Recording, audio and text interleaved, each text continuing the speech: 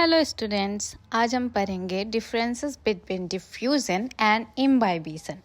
तो डिफरेंसेस जानने से पहले हम लोग जान लेते हैं कि डिफ्यूजन एंड इम्बाइबिशन एग्जैक्टली होता क्या है। उसके बाद डिफरेंसेस पॉइंट बाय पॉइंट पढ़ेंगे। डिफ्यूज़न क्या होता है वो मैं आपको इस पिक्चर के थ्रू समझाना चाहती हूँ। इस पिक्चर में आप लोगों को ब्लू वाला पार्ट जो दिख रहा होगा वो है वाटर, जिसे बोलते हैं सॉल्वेंट। सॉल्वेंट यानी जिसमें कोई चीज़ घुल सके। और वो रेड सर्कल वाला पार्ट जो है उसे मैंने बोला है सॉल्यूट। ठीक है, जो सॉल्यूट वो चीज़ जो कि सॉल्वेंट में घुल सके। ठीक है, तो यहाँ हमने वाटर में सॉल्यूट डाला, तो उसके बाद आप क्या देखते हो कि सॉल्यूट और सॉल्वेंट दोनों का मूवमेंट होता है और दोनों एक दूसरे में समान रूप से मिल जाते हैं। इम्बाइबिशन को समझाने के लिए मैंने ये पिक्चर लिया है जिसमें दो इमेजेस हैं, इमेज 1 एंड इमेज 2।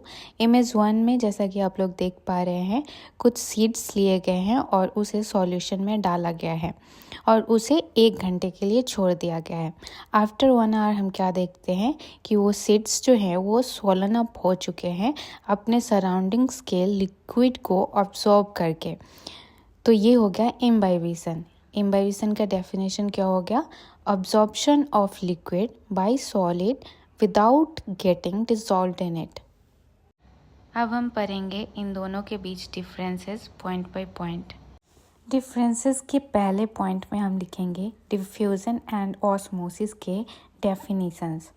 तो डिफ्यूजन क्या है? Diffusion is the movement of molecules from its higher concentration to lower concentration, while imbibition is the absorption of liquid by a solid substance without getting dissolved in it. दूसरा point है diffusion can occur in any medium, like it can be liquid, solid और gases, but imbibition occurs only in solid medium. तीसरा point है in diffusion imbibant is not required whereas in imbibition imbibant is required. मतलब कि imbibition में हमेशा एक solid की ज़रूरत होगी जो कि लिक्विड को ऑब्जर्व करके स्वेल अप हो सके। फोर्थ पॉइंट है during diffusion heat is not released, while during imbibition kinetic energy is released in the form of heat। Means जब वाटर स्टिल होता है, स्थिर होता है, तब उसमें क्या होता है? Potential energy.